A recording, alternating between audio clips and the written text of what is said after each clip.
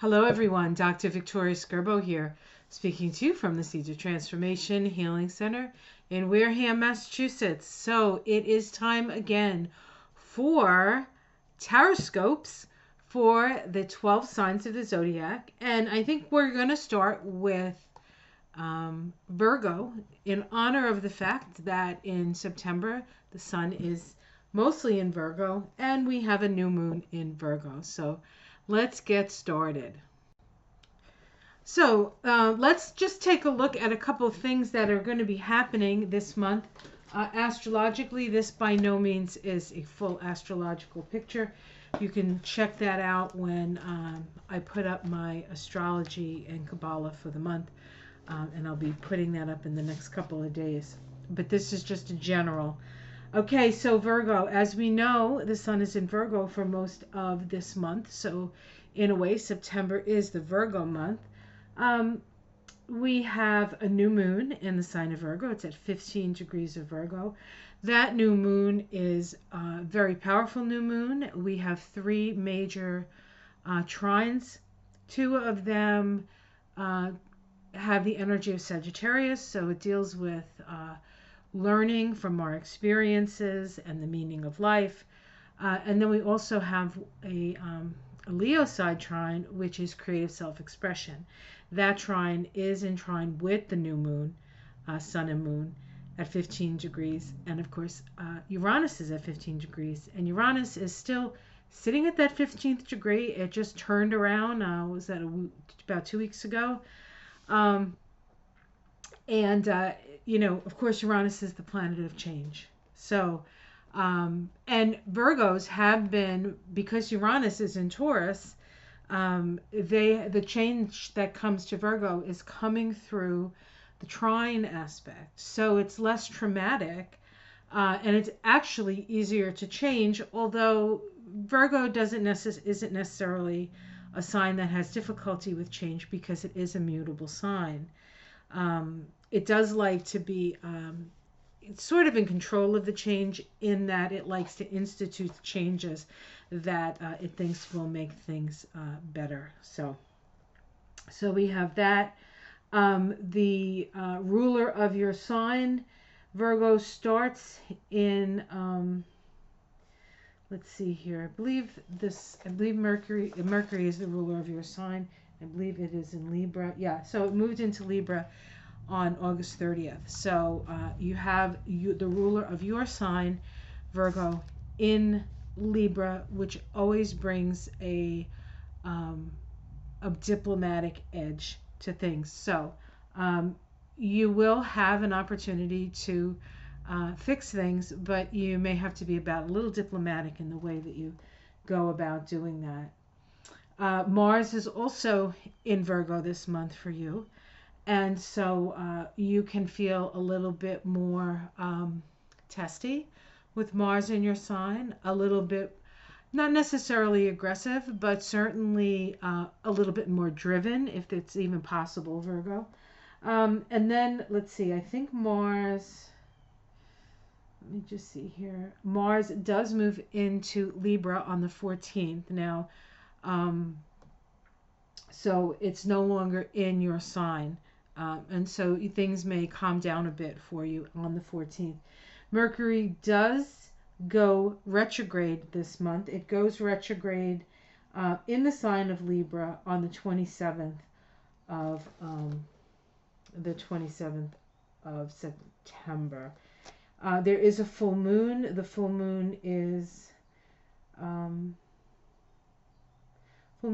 in the sign of Pisces. Pisces full moon. And that full moon also is active. It also has a trine, but just one exact trine between Mercury and Jupiter, which happen to be the rulers of the transiting nodes. And so that full moon time is generally a fruition time anyway. And of course, it'll be more so because the rulers of the nodes are in a trine aspect to each other, and it is a trine of understanding and meaning. So You know, we've been through an awful lot. It seems forever. Um, August was very challenging for most people, most signs. Um, September will be challenging as well, but there's more of a flow, and there's, I think, more of an opportunity to apply the knowledge that we have gleaned. Okay, so let's take a look. I am going to use the Druid Craft tarot cards, and then we'll pull some other cards as well. We'll start with the tarot. So this is a tarot scope for Virgo, for Sun in Virgo, Virgo Ascendant, Moon in Virgo. If you happen to have a full 6th house, this is also a good to look at, because you will have Virgo overlay in your chart. Okay. I can't believe that September's here already. Everything just seems to be flying by for me. Yeah, just everything's going, so seems to just be flowing. Okay. Just want to give this a real good shuffle. All right, let's see what we have for you, Virgo. What's up for Virgo? Virgo rising, Virgo moon, full 6th house. Okay. Okay, so we start off with this energy of the 4 of Cups. The 4 of Cups is an energy of divine discontent. And so we can be a little bit, this is what it feels like. Virgo is generally very much a sign that likes to get things accomplished. They like to get things done. They're willing to, roll up their sleeves and do their due diligence. Virgo is often associated with health and healing. And so a lot of healthcare workers, a lot of helpers, people who like to help other people for a living, will oftentimes have prominent Virgo in their chart. So, but it's like there's this frustration, I think, with Virgo. And this can manifest in many different ways. It doesn't have to be a medical thing, but I'll use a medical example is, it's like, why do I have to work so hard? Why can't people just listen to the facts? Why aren't people taking better care of themselves? Why are people putting this all on me? Right? And so, and that's a sentiment that happens oftentimes with Virgo anyway. One of the, one of my favorite little like things that I say about Virgo is that, the squeaky wheel gets the grease, but Virgo brings its own oil can. So it never really squeaks. So people don't pay attention, right? Because the squeaky wheel gets the grease, right? And, the sign before Virgo, Leo, is about the squeakiest wheel you're going to find. So when you get to Virgo, you're like, I'm not going to do that. That's not the way to be. But sometimes a little Leo in your Virgo is helpful. And so I feel as though you Virgos are just exhausted. And here I am saying, oh, this is the time to roll up your sleeves and get to work. Do your stuff. Do your Saturn, or do your joy, So that's kind of where we're at with Virgo. What's crossing it is the 8 of Pentacles. You may feel emotionally spent, or what's the word? Discontent. This is divine discontent to a certain extent. But there's so much work that has to be done. So even though you're exhausted and you wish people would be better about taking care of themselves, the work remains. This is the Queen of Swords at the root of this reading. The Queen of Swords is somebody who tells it straight.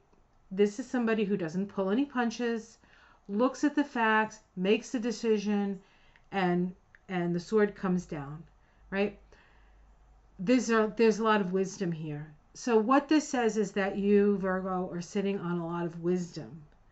You're sitting on a lot of wisdom. And there's a part of you that would like to just perhaps be a little less helpful and a little bit more directive when it comes to getting people to do what they need to do. So, and it's not because you think that you know better than anybody else. You really, in a way, do. But for the reason for that is because you've worked it. You've really worked it. Virgos are very, very hard workers. In the past, we have the Nine of Wands. This is the battle-weary soldier. One more battle, one more battle. Every time you think that you're going to get a break, another battle breaks out. And so you're tired but willing. There's another look at tired but willing in this deck. In the sky, what is Spirit telling us? Spirit is saying to make sure you keep enough for yourself. Enough for yourself. Yes, you are you're the worker bee of the zodiac. You feed the queen, you take care of the queen. But you always have to make sure that you have a little honey for yourself. So do not forget to put away what you need and a little bit more. What you need and a little bit more. Make sure you're getting, if you have a job, make sure that they're giving you the right salary. Don't, just because they keep asking you to work and then maybe they don't write it down, stuff like that. You have to, Spirit wants you to know your value and a little bit more even than that. So it's almost as if we need a little bit, again, you need a little Leo in your Virgo, I think. So this is the immediate future, right? The Death card. Well, of course, the Death card can mean actual death, right? I mean, we're in the middle of a pandemic, a worldwide pandemic, so there are better chances, right? I mean, than when you're not in the middle of a worldwide pandemic. But really, what the Death card means is change, and a willingness to let go, And so that's what we're learning. That's what one of the lessons that will come up for Virgo. And it could be just letting go of your resentment for all of the work and all of this stuff that we talked about in the beginning. It could be, releasing judgment, right? Virgo can be very critical, but generally no more critical to others than they are to themselves. They tend to be, just like, in a way, just like Capricorn, they tend to be critical. But they're not critical because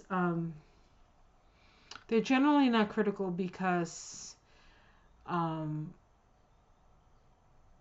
they think that they're better than you. They generally are critical because they're even questioning themselves, right? What other people complain about for you. Like say, oh, you're this, you're that. You know how people tell you stuff about you that you're like, where'd that come from? And you're wondering where that came from. It comes from them. People will tell you what they think of themselves by telling you what they think of you. So that's true for all the signs. How it's seen from the outside, we have messages. So we need to keep our ears open. Now, we do have Mercury, your ruling planet, going retrograde at the end of the month. But I'm going to take a look and see when the shadow of that Mercury retrograde started. I didn't actually look at that. So just give me a moment and I'll take a look at that.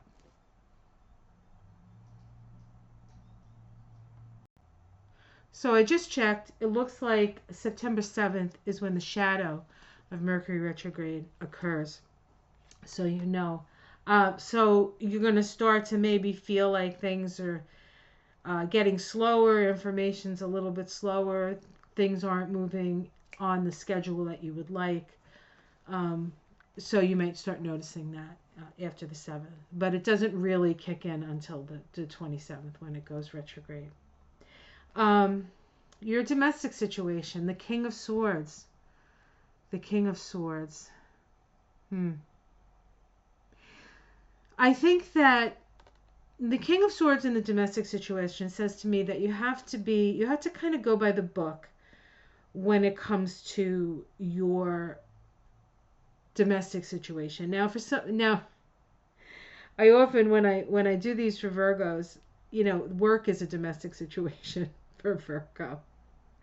So what I would say is, there's people are watching you. People who have the ability to judge you, or to people maybe that you work for, or people that can rate your performance, are going to be looking very closely at you this month. So just be aware of that. Or it could be somebody in your home that is sitting a little bit in judgment of what you're doing.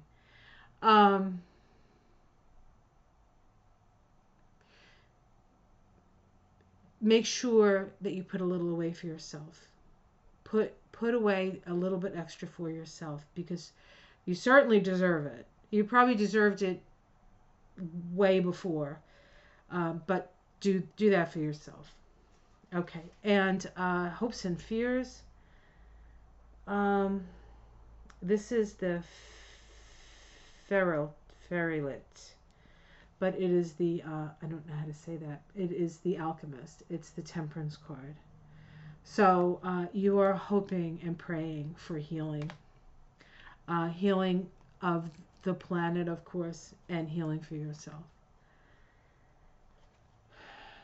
And the outcome is the Prince of Swords, but it came ill-disposed. So, I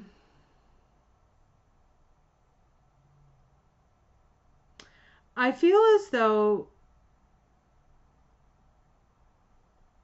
there are people watching, and it's almost as if they're waiting for you to make a mistake.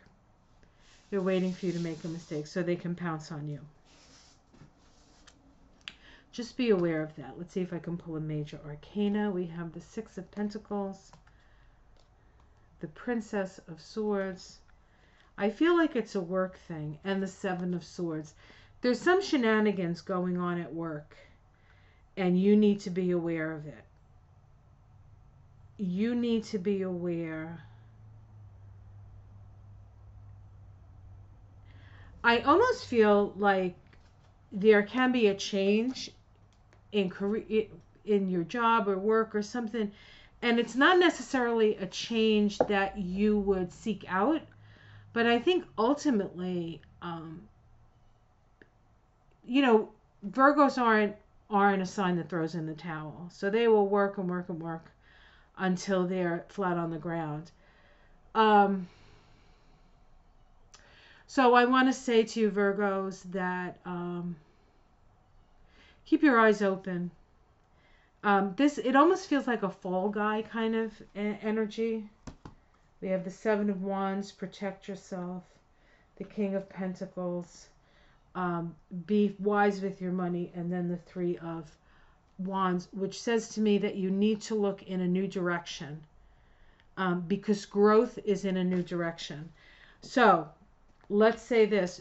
So the immediate future in your cards was the Death card, which I said could be death, but it could also be change.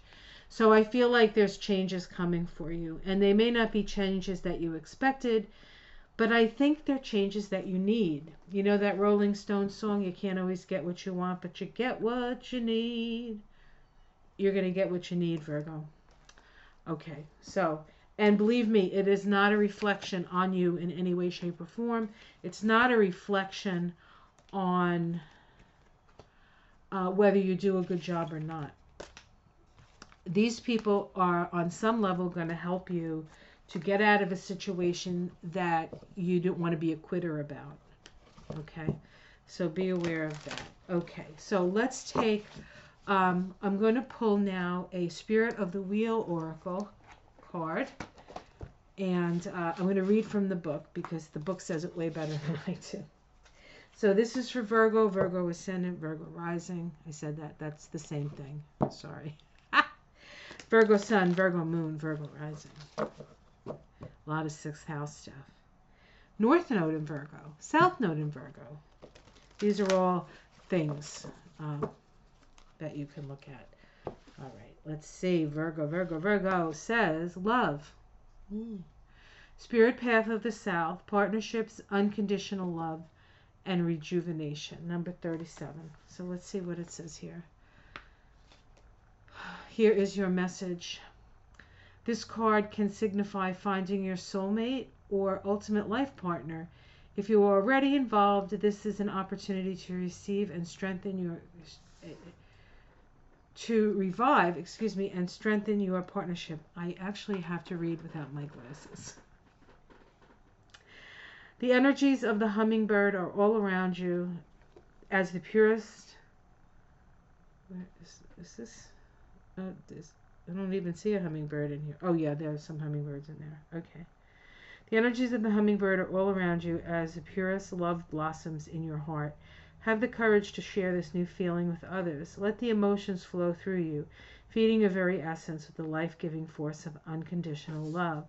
Love has often been compared to a miracle. The power of love has been known to heal even the deepest wounds and to give people the power to accomplish amazing things. For the moment, do not worry about the future of your relationships. Just follow the path of your heart and see where it takes you.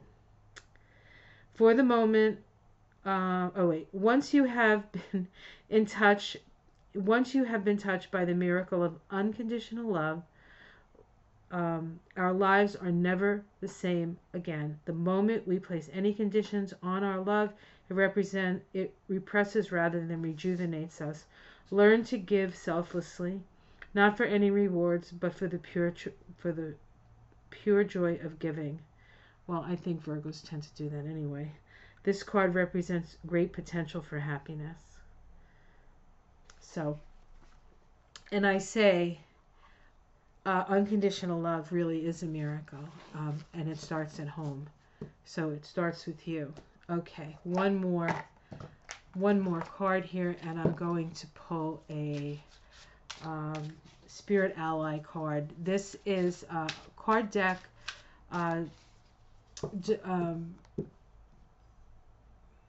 created by a wonderful woman who really knows her stuff, Naisha Ashian.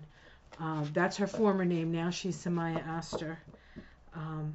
And you used to be able to find her on YouTube and on the net, but I saw something where she might have retired, but I think what's happening is she's moving, so she might be back. She's just trying to reorient herself. Okay, so hopefully that's the word on the stone street. All right, let's see here. All right, let's pick a card for you, Virgo.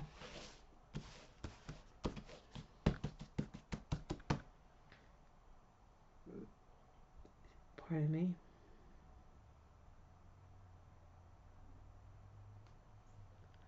Oh. Sacred Sound, Chrysocola.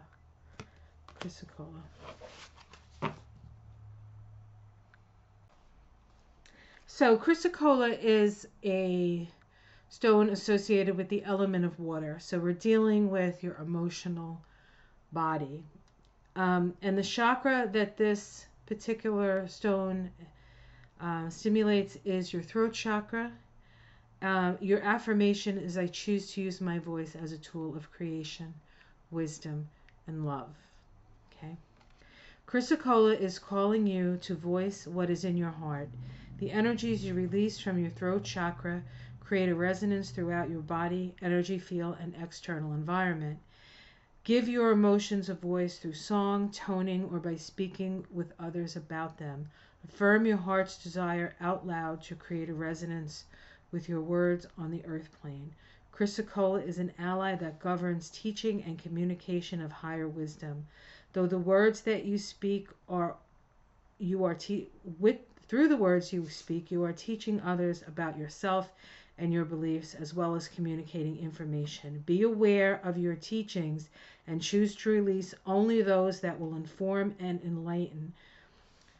When Chrysocola appears, you are being asked to communicate wisdom from your heart, not only from your head. This is a card of teaching. You're always teaching others through your example as well as your words. When this card appears, it calls you to be aware of what you are teaching to others and ensure you are putting your best and highest example putting forth your best and highest example and energy. So be kind to yourself, love yourself, and you will be kind to others. Okay, guys, I hope you enjoyed that.